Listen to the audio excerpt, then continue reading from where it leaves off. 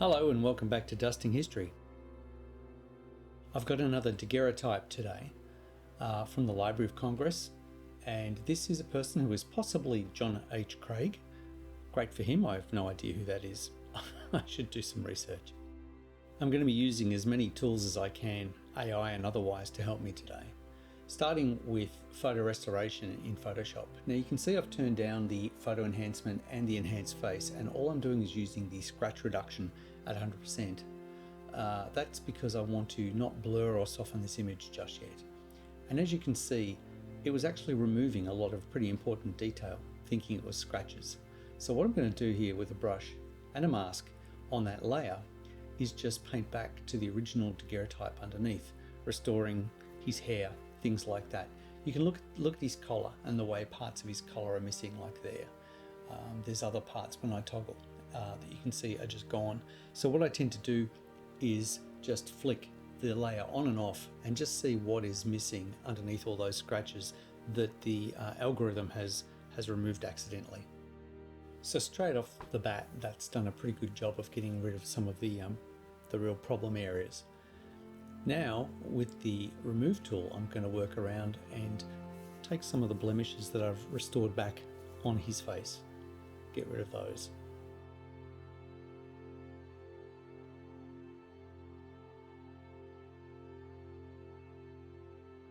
I plan to sharpen this in a few different programs afterwards, so all I'm doing really is getting rid of the worst of the dots and scratches. A lot of these old photographs have fluctuations in luminance from developing or exposure. He's quite bright down the bottom, so I'll generate a levels adjustment layer and then add a mask to that, and then in that mask I'll build a gradient ramp, and so I'm trying to grad the bottom of the frame a little darker. Now it doesn't look like a lot when you're finished, but when you toggle it on and off, you'll see a difference. See?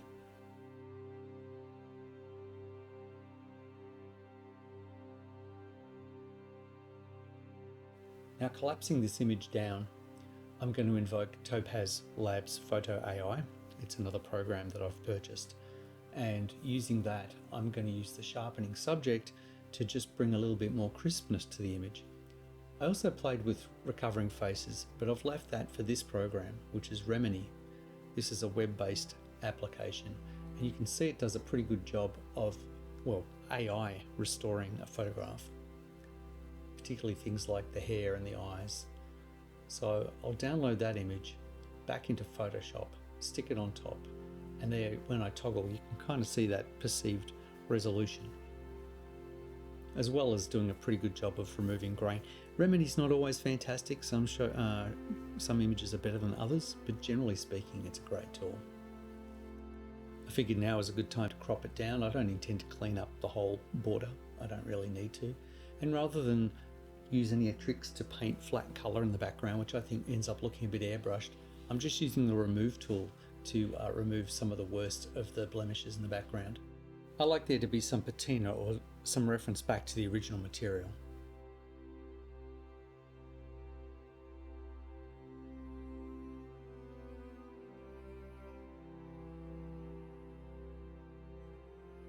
Now, some of those areas on his clothing are looking fairly pale, where there used to be large scratches or blemishes. Maybe somebody spilt something on them at some point.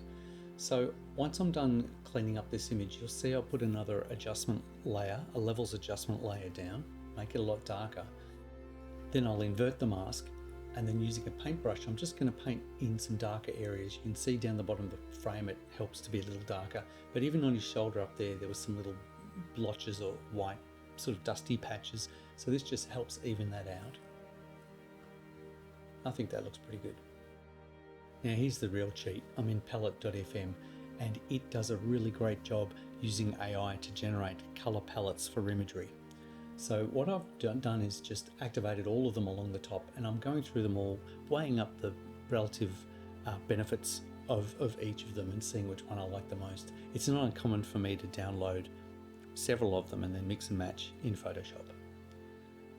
But this one's pretty good, so I'm going to use up one of my credits and bring it in. Generally, I think I tend towards those more muted tones, and then adjust with a vibrance adjustment here in Photoshop to bring up some more saturation, particularly in the skin tones. But as you can see, it doesn't work everywhere. It's actually quite broken there on the arm. So even though I like what it's doing in the face, I'm going to set a mask on that vibrance layer and then just paint through with a white paintbrush only on the skin tones, and a few areas I think look better with a bit more vibrance.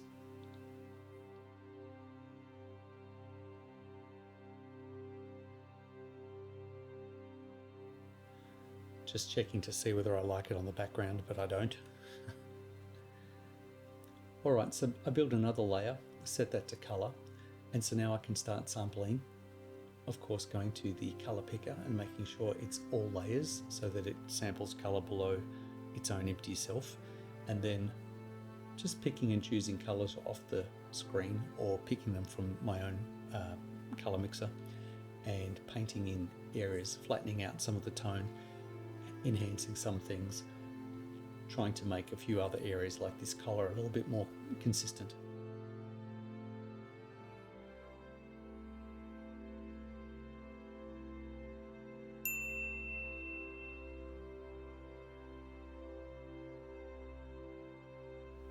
Just trying to grey off the collar a little bit.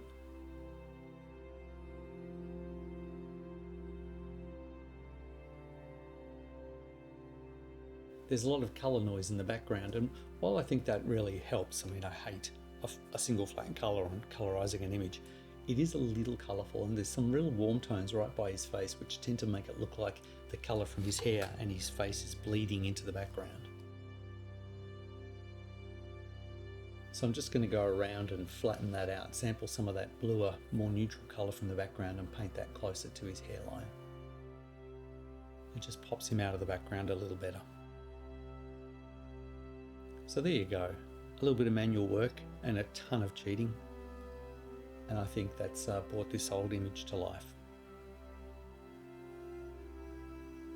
I'm going to go away now and find out exactly who this guy is, just for my own information, and I'll see you next time. Thank you very much for your time.